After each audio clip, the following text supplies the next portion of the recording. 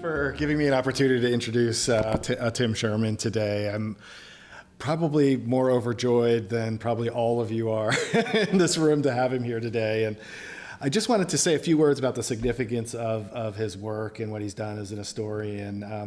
I was telling him last night I had a great friend in graduate school who wrote a dissertation and a book on someone named Nathaniel Parker Willis, who I'm not sure any of you have ever heard of, but he was one of the most famous men in the 19th century.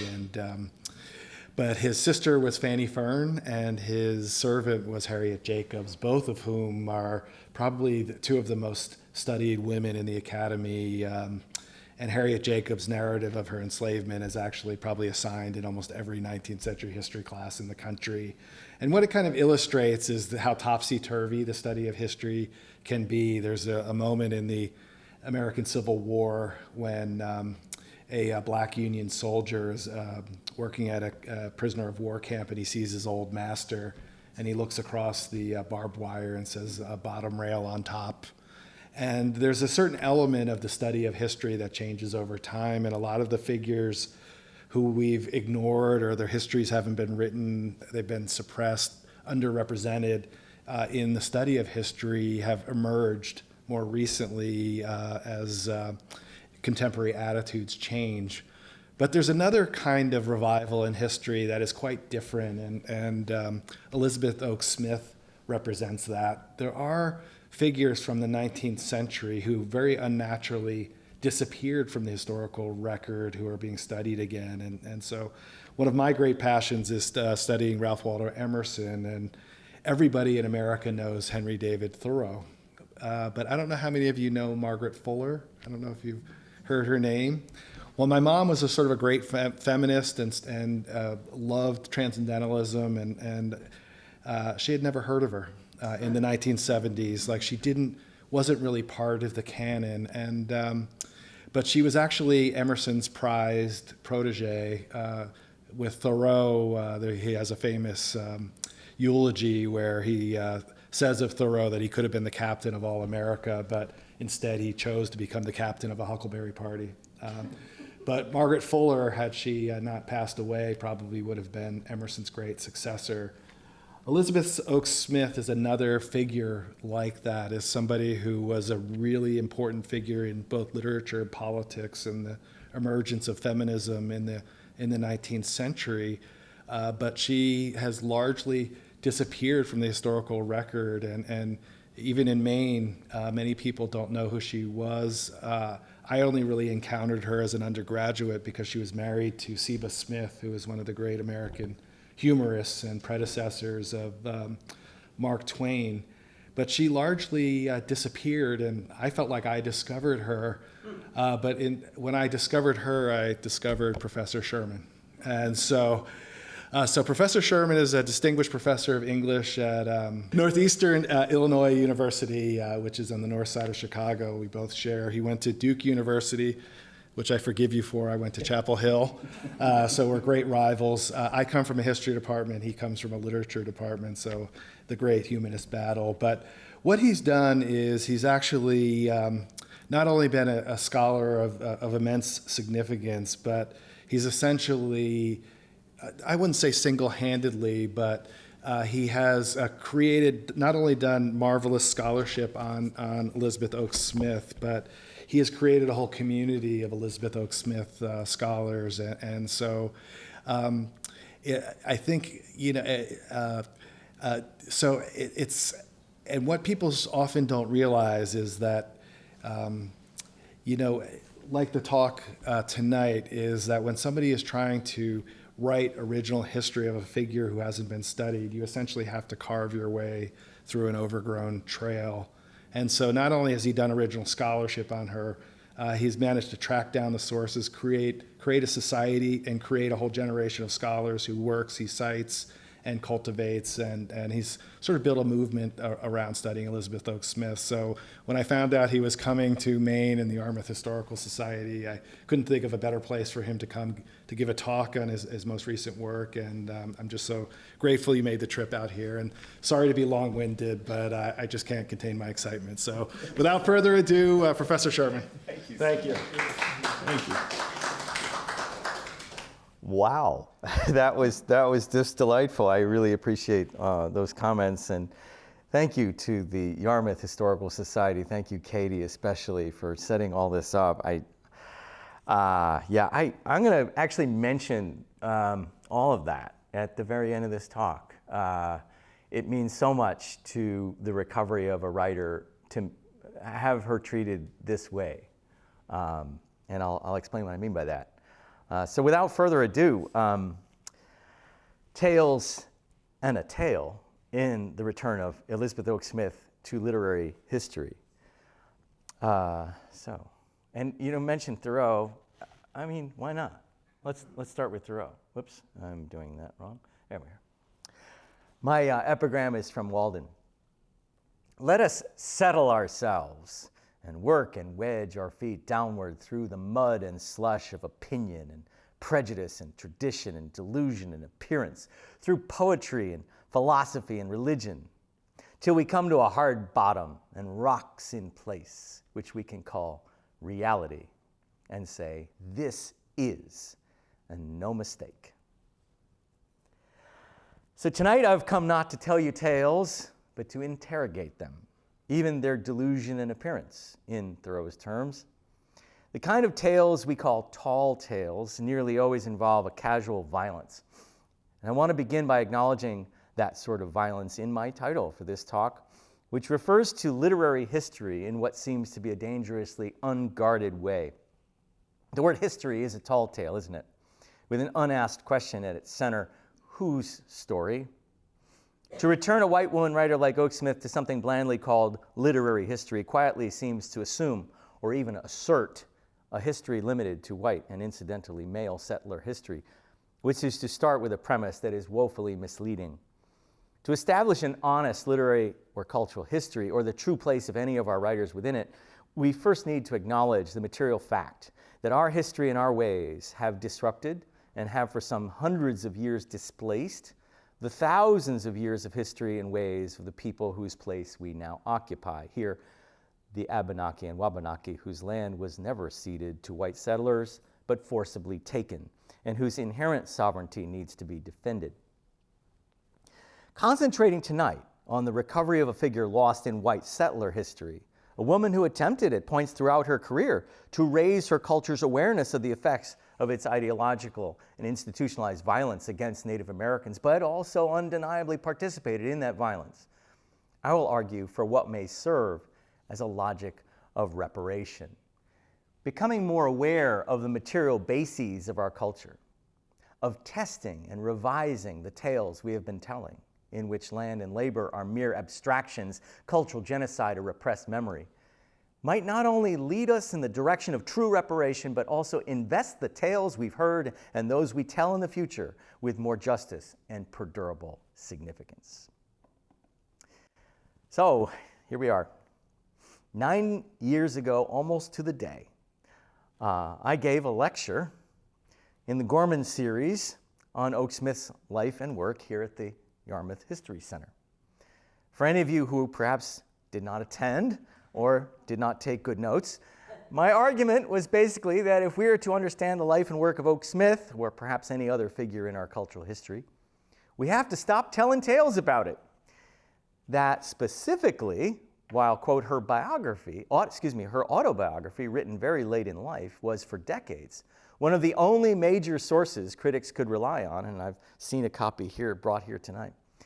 It was one of the only major sources we could rely on. The practice of translating the tone and tenor of that work across all periods of Oak Smith's career had set us, even from the outset, off course, unquote.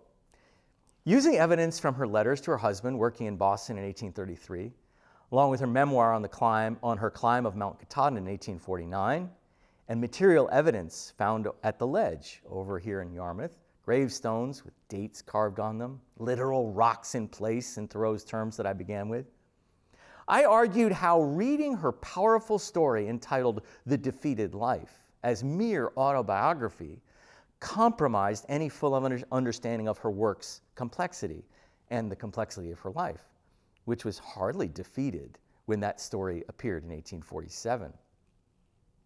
And toward the end of my talk, I called for, quote, an entirely different approach to the recovery of Oaksmith's life and work, one that builds arguments on the material basis of her life and her growth as a writer, unquote, and not one that builds on tales of her disappearance or the unhistoricized tone of her defeat. If, unlike the original inhabitants of this place, our culture has little relationship to the land, we still need as solid a foundation as we can find to build on. And in these past 9 years, I've continued my search for that in Oaksmith's case, continuing to nudge those still using the tale of her autobiography in an unguarded fashion toward more solid ground. So after that talk 9 years ago, David Little, the author of a beautiful book called Art of Katahdin, came up to the lectern and asked me when he could expect Oaksmith's full biography. I told him I wasn't anywhere near ready to write that, especially in the terms I'd set out that night. I'd found a few rocks, perhaps, but they weren't nearly enough for a foundation, or what Thoreau describes metaphorically as something to set a lamppost on. David, well then, how about the greatest hits, an anthology of her work with, headnotes framing each work so more people might have access to more than the autobiography? I agreed. And I told him that, in fact, I'd been working on such a collection for many years, and it was a good idea. And we talked some about Katahdin and said goodbye. I'm here again, I guess, because 9 years later, David Little's idea has become a reality. And in the end, I think Mercer University Press has fashioned it in a style that would please any artist's sensibility. Mercer actually rejected my original idea for an anthology, which would have run some 600 or more pages. Far too expensive. But knowing his business well, press editor Mark Jolly suggested we simply break the work into 3 volumes, each more affordable, soon offer scholars not 600, but 900 pages of Oaksmith's work, edited and annotated. When the pandemic let up last summer, I was planning another trip to Katahdin. I invited David Little along to celebrate, but fortunately, or unfortunately, he couldn't go. Before I get to what he missed out on, I'm going to get there, I think it might be worth explaining why it took me not 9, but really more about 30 years to get this book out, so that we all might tell more than tales about the work of Elizabeth Oaksmith. When I meet someone writing on Oaksmith, I usually ask them where they first saw her name. My first encounter with it is perhaps worth retelling at this point. Back in 1991, I was reading and writing about Rufus Griswold, the infamous editor that Edgar Allan Poe's family relied upon to write Poe's memoir after his death in 1849, but who turned around and infamously lied in it about Poe's personal and professional career. The story of Griswold and Poe was old by the time I got to it, with Griswold always painted as a sort of cartoon villain. In fact, I think historian Perry Miller compared him to a Dickens character like Uriah Heep. But precisely because of such an exaggeration, I suspected the figure that had been cut for Griswold in literary history was one of those tales, or at least a very partial truth. And I went hunting for something less known about him in his collected papers at the Boston Public Library. What I found there over some months of reading was that Griswold was no early feminist, but he was one of the first to recognize the lucrative market for poetry by women in the United States. Ironically, by taking advantage of a stable of aspiring women poets, promising them recognition instead of cash for their work, and pocketing the difference, Griswold inadvertently created a new demand for women's voices in American culture and provided a way for those voices to be heard more widely than they ever had been. As I remark in the introduction to Oaksmith's long poem, The Sinless Child, in this first volume of the selected writings, Oaksmith was one of the women Griswold took advantage of, and who in turn took advantage of Griswold. In the letters, I found Griswold had asked his friend Charles Fenno Hoffman, also from this area, his opinion about the poets and poetry he should include in one of his many anthologies. Hoffman's reply was unequivocal, and to me, downright strange, pretty hard to read too. While I'd read plenty of work on American women writers, I'd never heard the slightest mention of Oaksmith's name. Hoffman sure had. I believe Mrs. Oaksmith stands head and shoulders above most of the female talent in our city, he wrote. The only question is whether her constitution be strong enough for the necessary mechanical labor of triumphant authorship. I chalked the mystery up here to my inexperience. Since I was lucky enough to be studying with some of the leading critics in the ongoing recovery of women writers in the U.S., certainly they'd be able to fill me in. But none of them, I discovered, had tales of her to tell at all.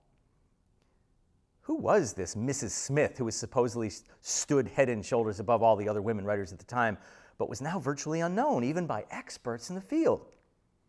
Encouraged by my success in discovering more complexity in Rufus Griswold and the manuscripts he'd left behind, I wondered if I might find an archive containing records of Mrs. Smith, as I referred to her. By this point, I'd moved to Evanston, Illinois, so it was Northwestern University's main library I ventured into to ask the reference librarian there for the National Union Catalog of Manuscript Collections, NUCMUC. Perhaps without too much hope of finding anything, biased by the expert's lack of knowledge of or interest in her career, along with the insignificance of Oaksmith's tiny paragraph-long entry I found in the Dictionary of Literary Biography, I feared I'd run across a minor figure, a literary historical dead end. But indeed, the name Elizabeth Oaks Prince Smith, was there in the catalog of manuscripts, and next to her name were several abbreviations: UVA, NYPL, H, University of Virginia, New York Public Library, Harvard University Library, the index told me, a few others, HSP, JHL. The details didn't seem promising, though. Good-sized collections like Griswold's at the Boston Public Library, BPL, had been accompanied by large numbers, meaning the number of actual documents adjacent to these library abbreviations. Next to Elizabeth Oaksmith's UVA, I only found a 5 with a F next to it and sought out the reference librarian for an explanation. What does 5F stand for? Does F indicate a folder of manuscripts? No, feet, she responded. But to ears expecting little or nothing, the word made no sense. What do you mean, feet? No, poetic feet? Exasperated with my naivete, the woman spread her arms as wide as they would go and repeated, feet, as in the manuscript collection takes up 5 feet of shelf space. I looked down again at the catalog, and I now noticed 3F next to the New York Public Library entry. How many pages of manuscript can you fit in 8 feet of shelf space? I asked the librarian. Thousands, maybe, she said, but you can never really tell until you see the archive. Those were only 2 of dozens of archives holding Oaksmith's papers. So in professional terms, it seems I could not have been luckier as a graduate student. Whatever this Elizabeth Oaksmith was, the volume of evidence I'd happened upon had to provide a uniquely full record of a 19th century woman's life at least, or at best, a research agenda that would last my entire career. But in this I found I was mistaken. There was far more than that, I discovered when I traveled to these archives, and many more. This and no mistake. 2 volumes of published poetry, countless uncollected poems preserved in scrapbooks, 7 published novels and 3 more nearly complete in manuscript, 2 published plays and a 3rd in manuscript, 3 major treatises on women's rights, women's dress, and spiritualism, 8 Lyceum lectures and a handful of others for women's rights conventions and other public occasions, including reminiscences of her relationship with Ralph Waldo Emerson. A book of sermons from her stint as a pastor in Canastota, New York in the 1870s.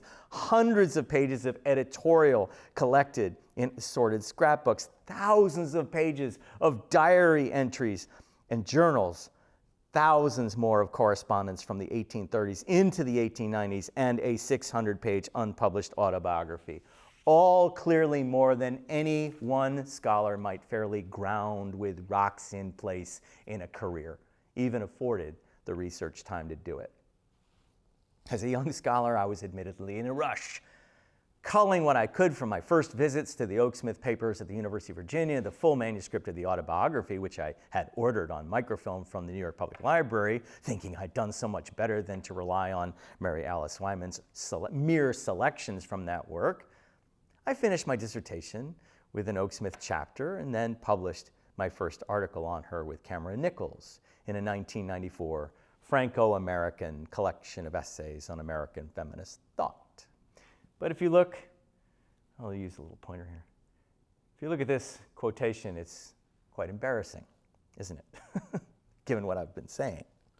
I'm not going to disown this work, but I can see now that at that point I was just telling tales, boldly proceeding with the same ahistorical, immaterial approach I would later trash in my Yarmouth paper in 2014.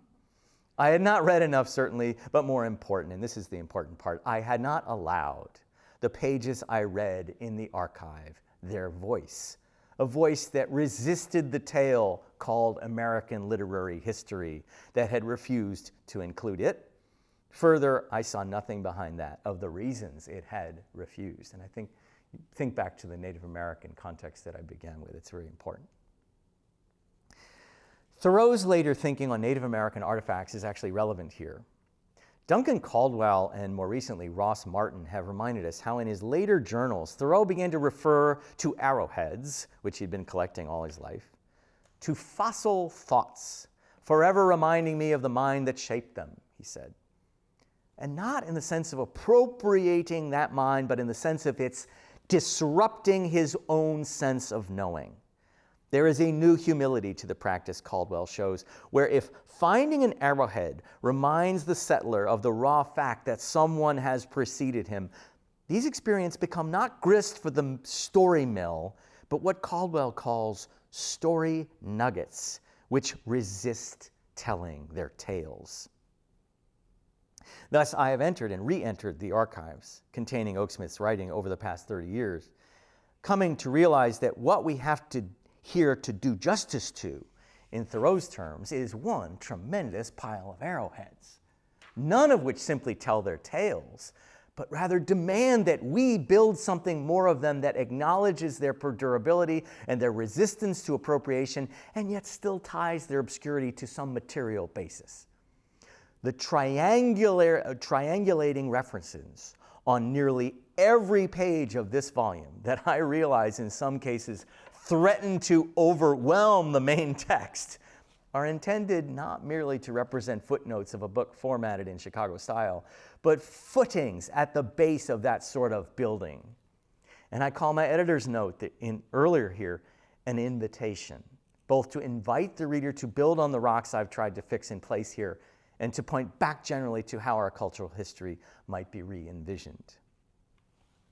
Of course, even if the goal of presenting these volumes to readers is certainly to provide something more than a tale for scholars to build on as they research and write about Oaksmith, as I show in this first volume, the difficulty of physically accessing the full range of her writing is only one material difficulty that has had us settle for telling tales. I have time here to briefly mention some others.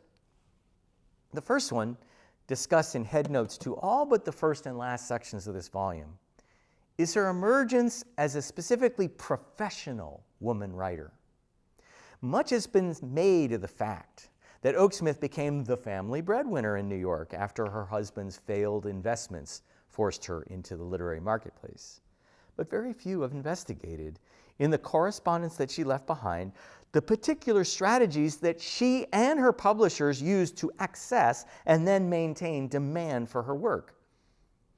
Elsewhere, I have demonstrated the way one of her publishers decided to falsely advertise the unpopular feminist and anti-colonial themes of her second novel entitled The Western Captive in 1842, promising instead a thrilling account of a captain who appears nowhere in the work. What has not been sufficiently acknowledged is that at that time, Oaksmith was aware of such strategies and behind them, as she recalled, enjoyed, these are her words, enjoyed all the benefits of authorship without its penalties, unquote. Not ready to have her life taken for a while, as she put it to Griswold in the early 1840s, she would allow male editors and publishers to arrange for her image in the marketplace, thus displacing the material facts of her labor with a tale fashioned by the publishing industry and its economic imperatives. It's a letter to Lydia Sigourney after her experiences of climbing Mount Katahdin in August 1849 that warns us of the difference between the woman and her image most clearly. Quote, "Nothing of what I have felt," Oaksmith declares, "nothing of my real self, my whole self, has ever appeared in my writings." Providing editors the image of femininity and morality expected of women writers ensured Oaksmith's name rose quickly to the top of any number of advertisements listing the contributors of both established and emerging magazines. Notice she kind of upstages Longfellow. Whoops. And for that, the selection of poetry and tales in the volume here likely represents mostly her creativity in adapting her purposes to the popular styles and themes of her white male heteronormative culture. It's actually in volume 2 of the selected works, dedicated to Oaksmith's feminist writings and activism, where her own purposes, her own selfhood emerge more directly in her writing. And it's a familiarity with Oaksmith's work in the feminist movement that provides grounds for our reading more radical subtexts in her poetry and fiction of the 1840s, selected here in Volume 1. Reading with a modern feminist consciousness, we might find a black female entrepreneur, a cross-dressing spiritual leader, a woman betrayed into marriage who shrieks the truth at her guilty mother before she dies, here in these tales. But were such figures from Oaksmith's work visible, much less acceptable, to an audience who was far from receptive to Oaksmith and other women's claims for rights in the 1850s? Evidence shows that so often were her intentions at odds with what would engage her audience, that her titles told tales that increasingly belied the contents of her work. Examples.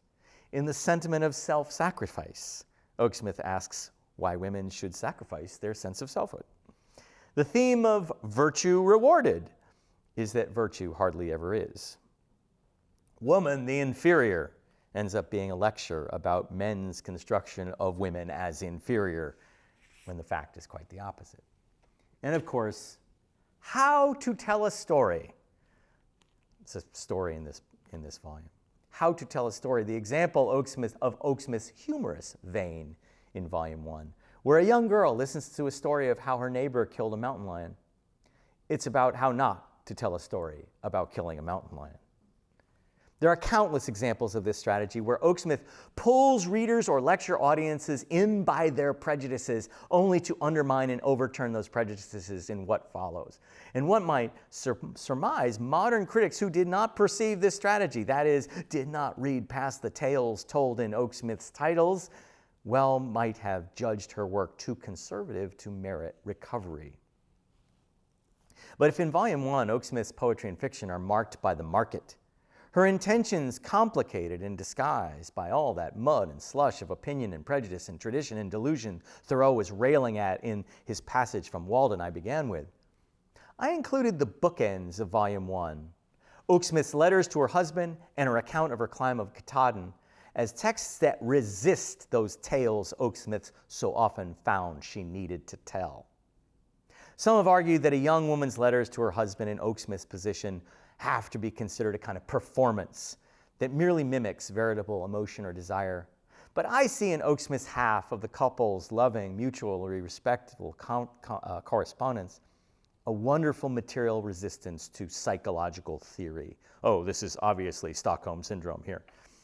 Or the insistence that Oaksmith's later critique of early marriage discounts the possibility that she was ever fulfilled in that relation.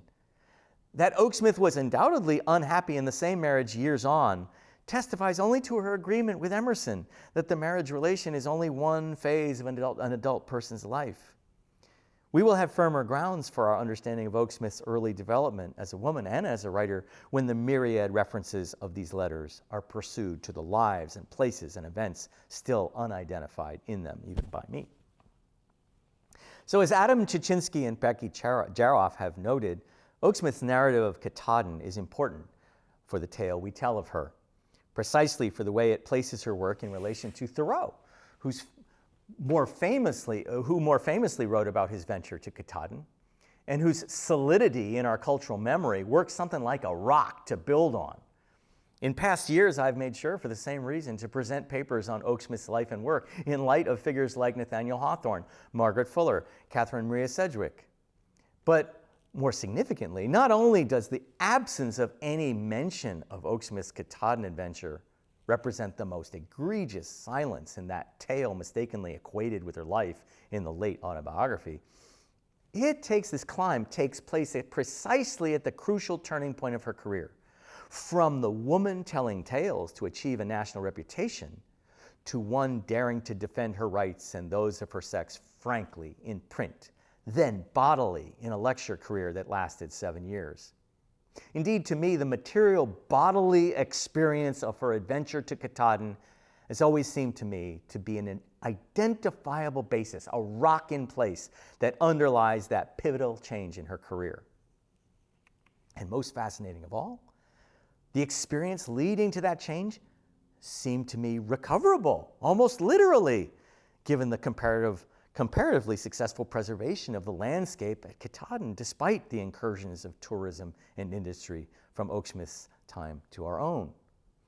Given the graphic nature of her memoir and the possibility of drawing the attention of a generation raised on video, in 2017 I began a film project on her journey, Pache Thoreau, enlisting as a guide Susan Adams, based at Lungsus Camp in Katahdin Woods and Waters Preserve, and John Neff, historian of the mountain, both of whom helped us identify the trail blazed by Marcus Keep that Oaksmith and her party had followed to Pamola, Katahdin's lowest peak.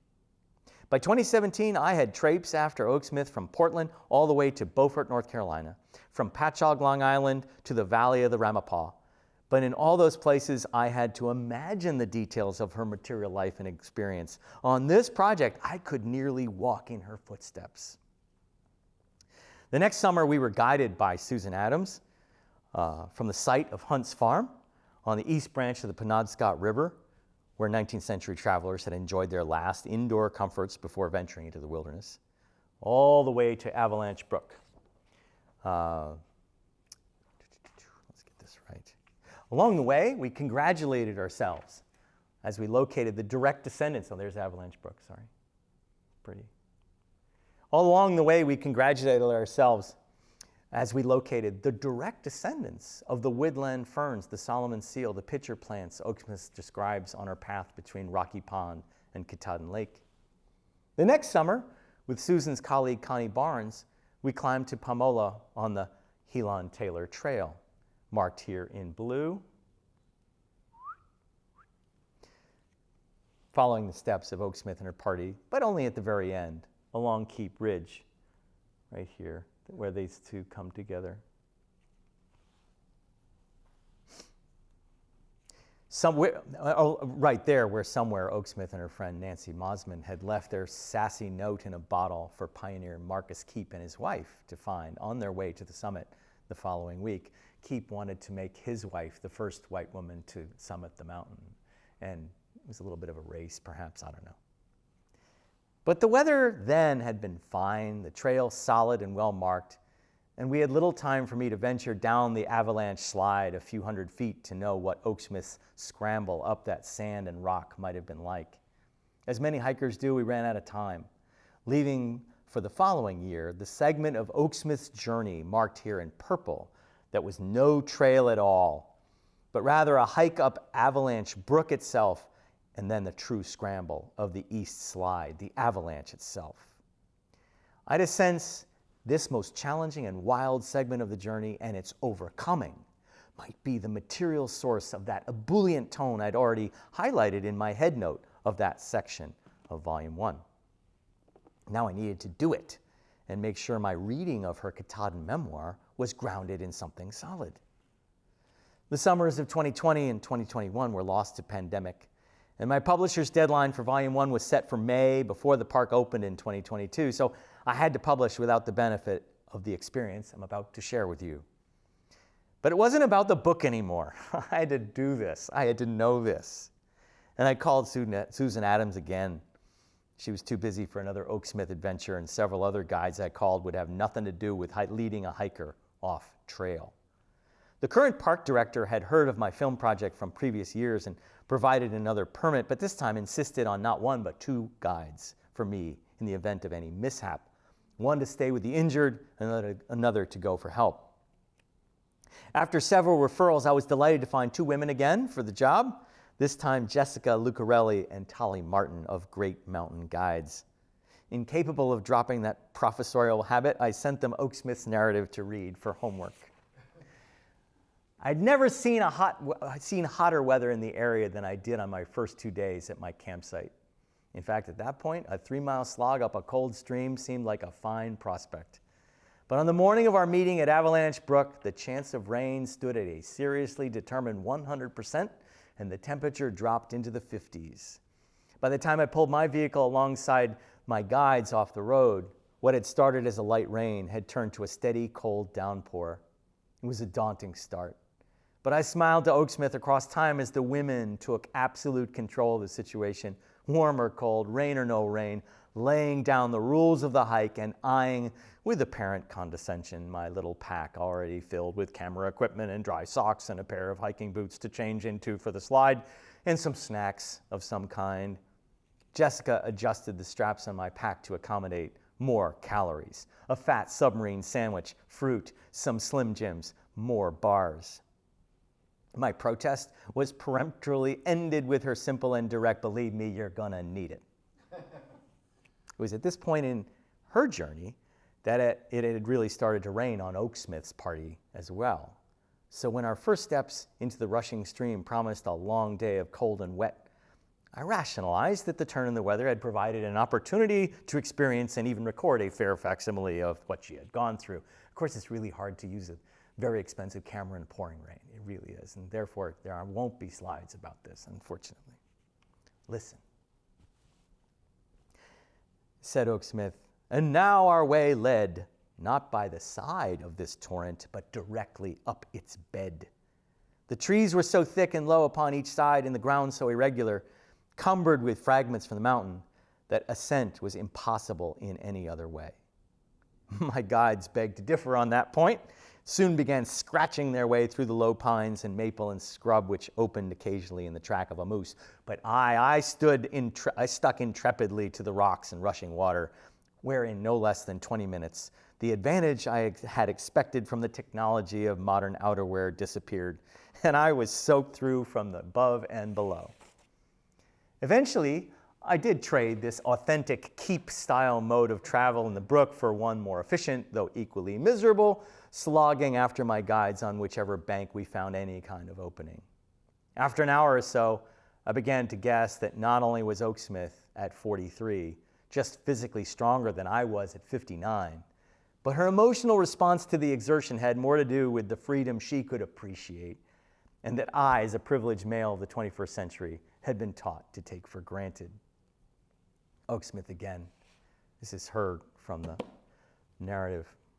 It was a merry sight to see us leaping from rock to rock, springing over these surging and roaring cataracts for 3 long miles, and truth to say, it grew to be no holiday task, for ankles will be ankles in spite of resolution. But when our spirits flagged, a look upward at the sportful nymph above sent new beauty into our souls, that we clapped our hands and sang and called to the mountain echoes as if we had become part of this exulting, jubilant, 1 hour of life like this is worth an eternity amid the dust and dullness of cities. No holiday task. More tangibly, her observation that at length the brook diverged seemed to assure us that we were on the right path. And as we followed the branch of the river toward the ridge, the stream bed rose sharply, as Oaksmith had described. Still, a glance at Tally's Garmin was worrisome. It's a digital compass. Avalanche Brook offered us many, many choices when viewed from above, and it was impossible to tell if we had chosen correctly. The remoteness of our place in the wilderness became more clear. as moose droppings in our path yielded to bear scat, much of it fresh in patches of ripe blueberries, and a long-tailed mouse we scared up a tree returned to the moss at our feet, stood her ground and just stared at our faces. That mouse had never seen a person. Whenever the rain let up, we'd gathered together to eat and drink. But now, after several hours of work in the cold rain, stopping brought on a case of the shivers, so we tried to keep moving. Early signs of hypothermia I did not know, but my footing grew less sure over slippery rocks, at one point soaking me to the waist in a deep hole, and I recalled a trail marathon where potassium depletion had affected my proprioception so badly I'd begun tripping over every rock and root.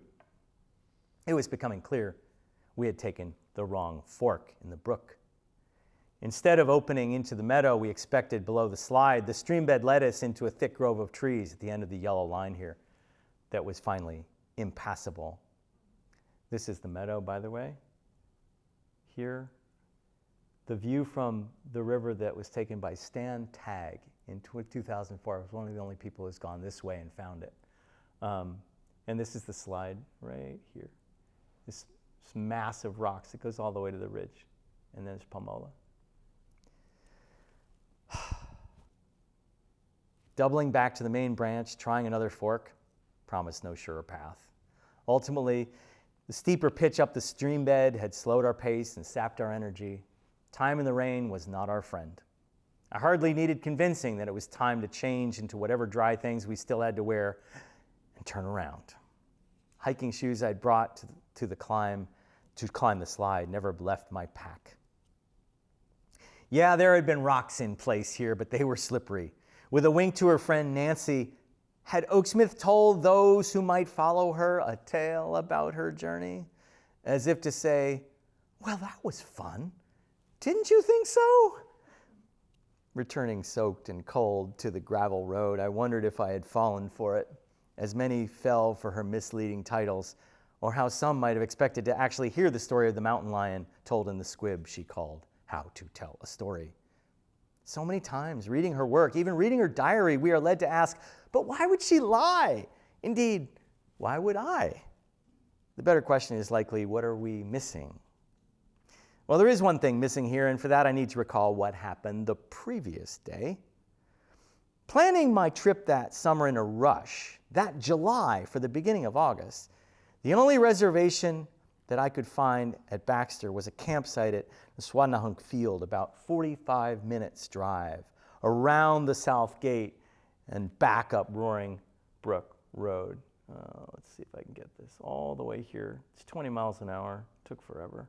And I did this several times. It was not convenient.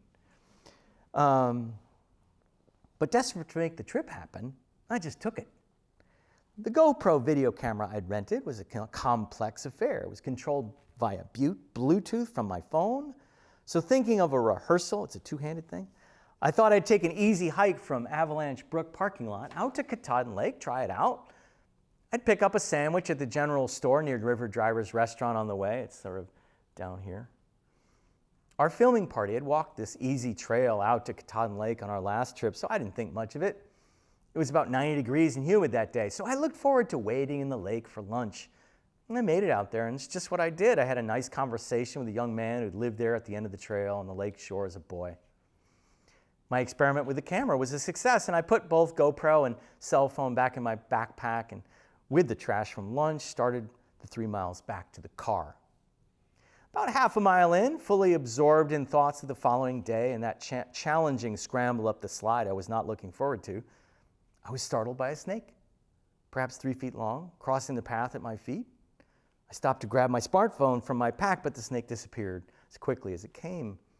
I thought immediately of the lines from Oaksmith's narrative, quote, "How we overcame our womanly horror of snakes, I know not," she wrote. But so it was, and we would travel on as demurely in this rough, untidy road as if we had never known the luxury of the green earth or the comfort of cleanly sidewalks. Truth is, and the truth must be told, we were not blessed with the sight of a single huge or terrible animal and did not come up to the dignity even of a snake. Sad, no, not to have my camera ready with the snake, I started off again, lost in thought and concentration, looking down at the trail now. There were roots and rocks as well as maybe more snakes.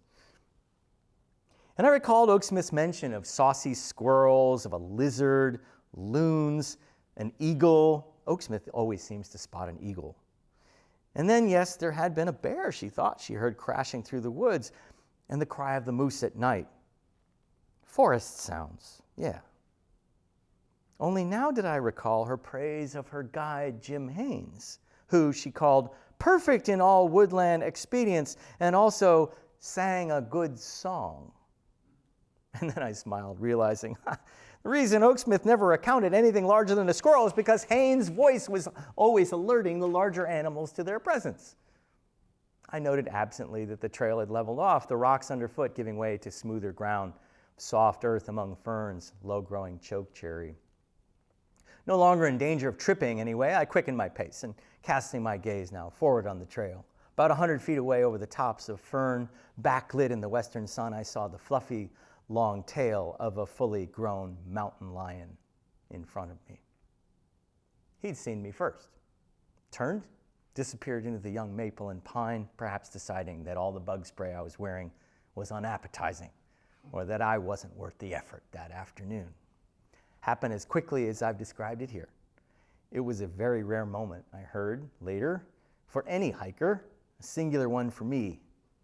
This and no mistake. The two Penobscot I told about it a few days later could not stop saying how lucky I was.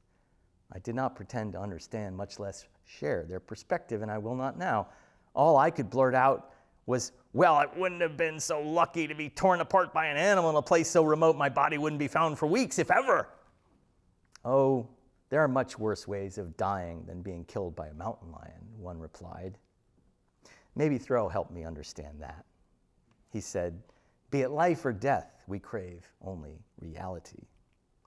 In the moment, it took some time for the adrenaline to subside, get my feet moving again. Honestly, the immediate impression was how stunningly beautiful, how surprisingly fluffy and bright the animal's tail had been, shining in the sunlight. Feeling a mild breeze on my face, my instinct was, sadly, to make sense of it. I'd been walking silently, completely lost in thought, on soft ground, with the wind in my direction. I'd been accidentally stealthy. And from there, the unrealized repercussions came to mind as well. Knowing this easy trail very well, I had not even thought to sign the register back at that road.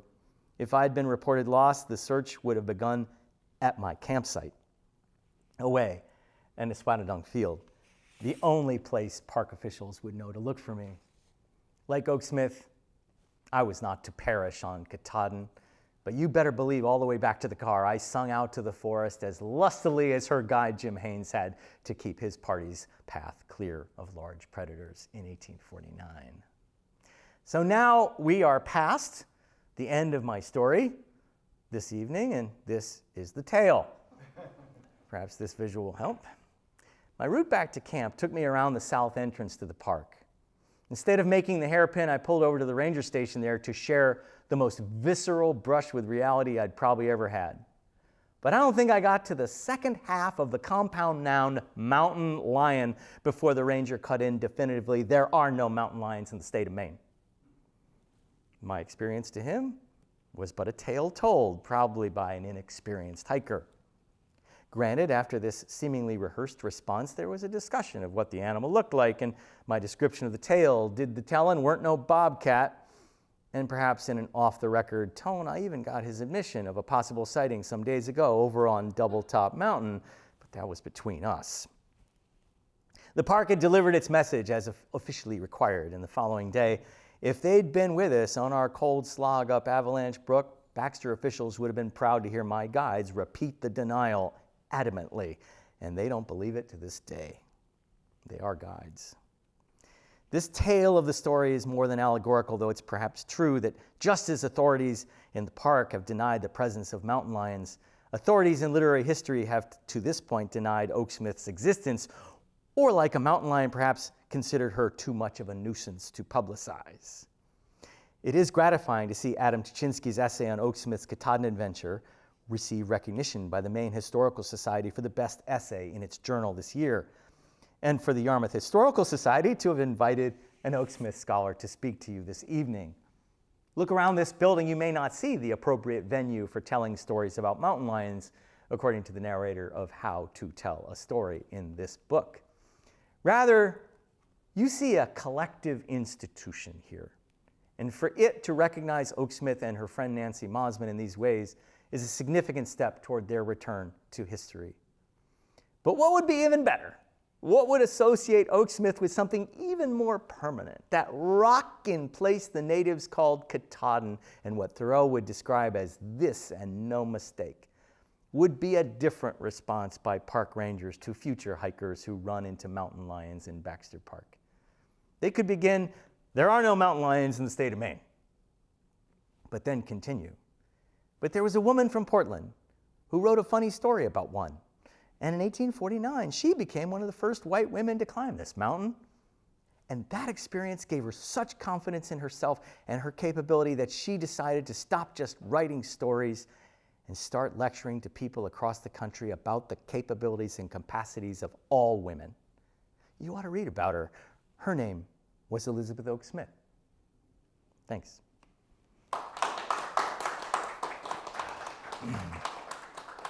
Well, that ran a little long, I understand, but that's the way I roll. So, I mean, ask a historian, it's the nature of archival work. There's just so much there. Can I entertain any questions about any part of the talk, or Oaksmith, or cultural history? Yes? Yeah, can you tell us about her growing up around here? Yeah. Her marriage, and until she became famous? Okay, so the way I ended my actual talk last time, I gave you the sort of main point I made. But at the very end, the tail of my last talk was a picture of Uncle Sam, which was significant because Seba Smith's illustrator for his books wrote Major Jack Downing, drew Major Jack Downing in a way that many think led to the caricature we know as Uncle Sam. But anyway, the famous Uncle Sam is "I need you," or "I want you," right, for the war. And that was my last slide. I was asking this audience to help me with that question. And I haven't gotten a lot of help so far, and I keep wanting to come back and learn a heck of a lot more than I do about it. And you'll notice that in my chronology, I rely almost solely on a man named Colesworthy, D.C. Colesworthy, who wrote a book called School's Out. And it was his reminiscence in the later 19th century of his childhood. And he went to school with Elizabeth Oaksmith. And he lists, and I've listed in the book, the different schools. She moved with her stepfather and her mother to different places. She was born in Cumberland. She lived in North Yarmouth. She lived in Portland. She lived in several different places around, and she kept moving schools. But her last school was with him. And so it seems like she was attending a school that was not just for girls, it was for boys as well, and it was only briefly. But her mother, when she was 16, said, she asked her mother if she could, study with her cousins so she could go have the same education as they might at Bowdoin. And she said, "No daughter of mine is going to be a schoolmarm." And she married her off to Seba Smith. Now, I think she was fortunate in that choice that her mother made. He seemed to be actually very supportive of her, and the letters here are, I think, most readers have found the letters to be the most moving. They're surprising in how much they show emotionally for both people. It was the first time that it had been apart in the 10 years of their marriage. So I don't know a lot more about her childhood, but that's where it ended, at 16. And it's important, I don't want to get biological here, but it's important to note that, she conceived right after that. Her first child was born 9 months later and died a month later. That's when she was 17. And then she had another child at 18, and that child died in childhood as well. So yes, her early life was very hard in that sense, emotionally and physically. She claims in her autobiography, and I can't disagree, that she grew 2 inches after her marriage. Yeah, so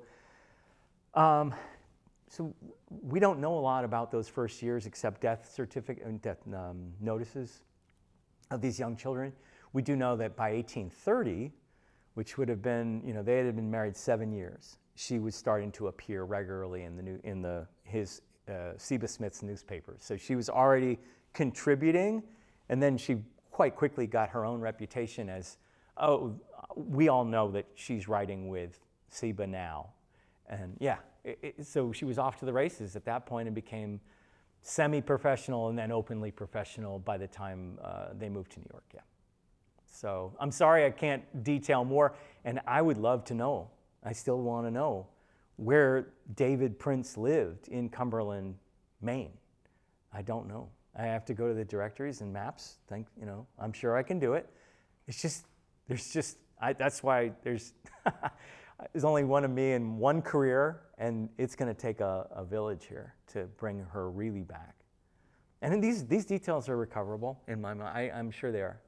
We tracked, incidentally, for example, I've always wondered, I mentioned Nancy Mosman a couple of times. There's a young woman, much younger than Oaksmith, that she climbed with.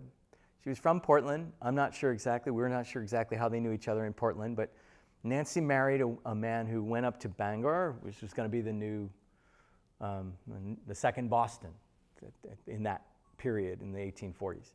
And he opened a dry goods store and sundries, right? And he supplied the climb. I always wondered, can we find her?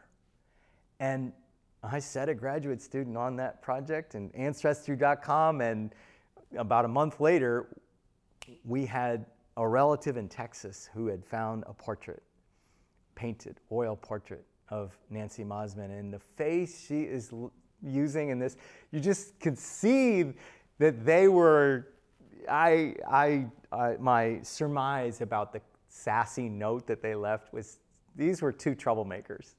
Elizabeth Oaksmith and Nancy Mosman were troublemakers. Anyway, we actually found an image of Nancy Mosman, and Maine Historical Society is now preparing it for display.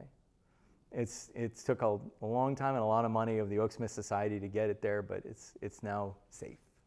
Yeah. Could you talk, I bet they'd be interested in hearing your theory about her eclipse and her son and some of that. Yeah. I have not. Do I have the book here? My question. Did I bring it with me? I think it's in the car. So there's a scholar named John White who has done more work on her son Appleton than anyone, and he is much quicker than I have done archival research that has recovered his life. Her oldest son was the apple of her eye. She would bring him to lectures and things like that from a very, very early age. He would escort her when, Seba was sort of, no, I'll stay home and write or whatever. But he was an adventurer, and I think, as a teen, he took a voyage to China. And you can read all this in John White's book. It's called Shipwrecked. But it seems that Appleton was an idealist and someone who just, go west, young man. He took it seriously. And he was a mariner, a merchant seaman. He was in San Francisco for several of the great fires, actually got pressed into joining the vigilantes there after those fires to keep peace there. Supposedly it was the Wild West, the real Wild West. And he was always in the middle of these things. He got looped into the filibustering expeditions of William Walker in Nicaragua. And it seems from John White's, I was always dubious about this. I always thought he knew what he was doing there, but I'm more convinced reading White and the evidence that he's compiled that Appleton really was an idealist and thought this was a freedom mission to, free these people from Spain. Anyway, 1861, Appleton was trying to recoup some money that he had lost, and he equipped a slave ship for somebody or some business, and was identified as a slaver by some of his enemies.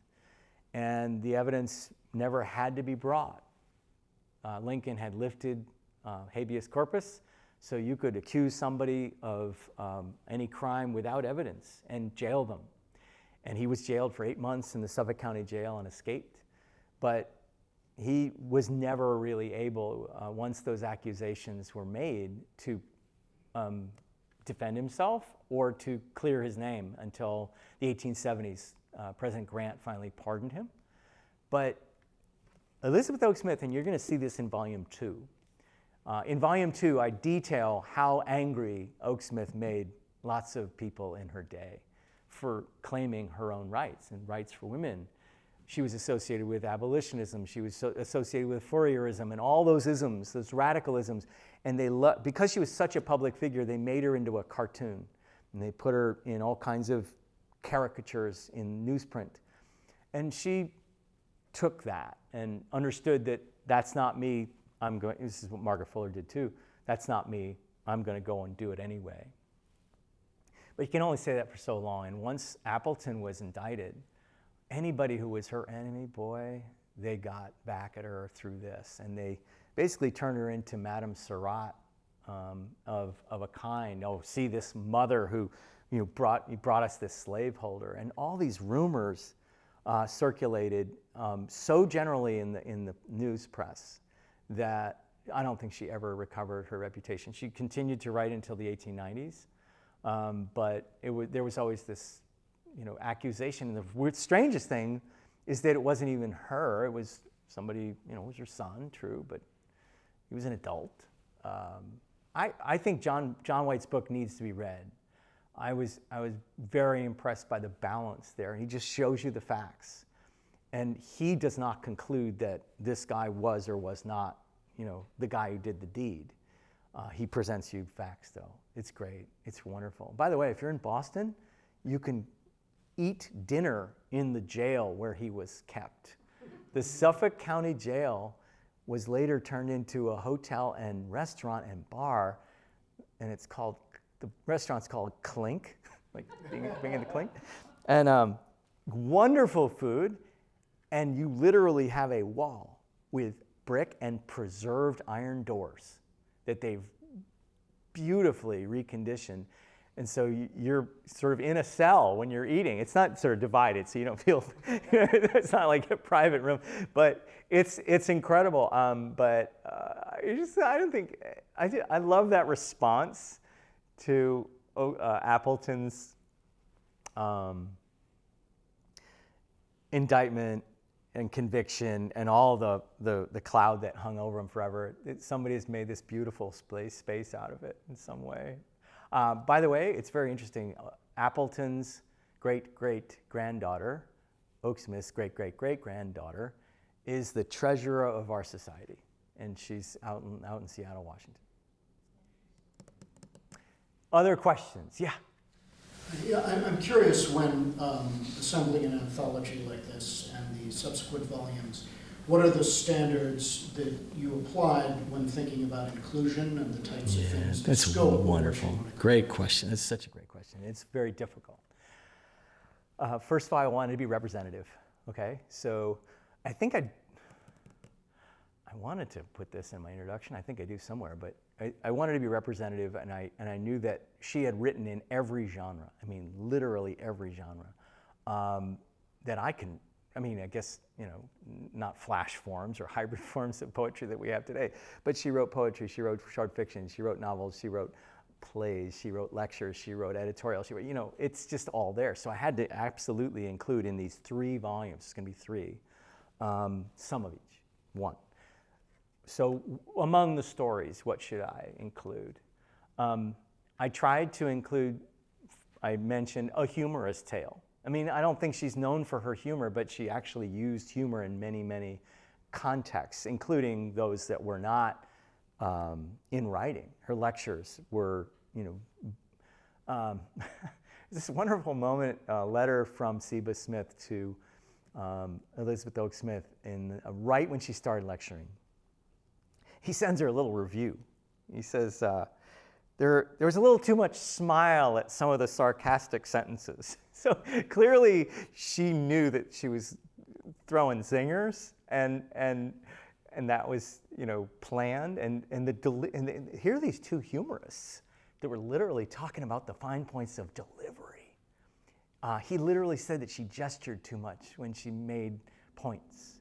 He said that in a man that would be weakness. So why don't you speak more like a man? Interesting. She also was very much into performance, and I'm drifting from your question. I'm going to get back to it. For example, she wrote about the reform dress, supporting the bloomer costume and other, whatever women wanted to wear and be comfortable and be useful, right? She would dress in like very formal wear, like she was ready to sing opera. And what she did that for was literally to deny the accusation. Like people wanted to see some sort of very masculine looking person, so she looked as feminine as possible and ran into a problem with Thoreau. She met Thoreau, she was dressed like this and she was wearing cologne, and Thoreau thought that was, after all, she's a woman after, you have to act as if she's a woman after all, and he was very disappointed. And I just don't think he got the joke. I don't think he got the joke. So I wanted to, choose selections that represented her most original work. There's a work in here, for example, surprising work. There's a work in here that is about a woman who is jilted in a relationship by a cousin. Like she thought she was going to go out with this man, and her cousin steals him away. And she's so devastated and thinks about herself in such a way that she becomes a man herself. And she becomes a minister. And the narrator reveals that he knows that she's a man, but nobody else does. I just thought queer theory is very popular today. And this is a woman writing in 1846 in a gift book, writing about a woman that was doing this. Sort of moving in this direction anyway. I just thought identity is very important for contemporary people. I wanted to obviously capture the zeitgeist today. Her first work happens to be the only work in which she includes and represents a black woman as her protagonist. Gotta include that one, So there were different reasons that I included pieces. And then, of course, the material facts. Scherman, you got 100,000 words.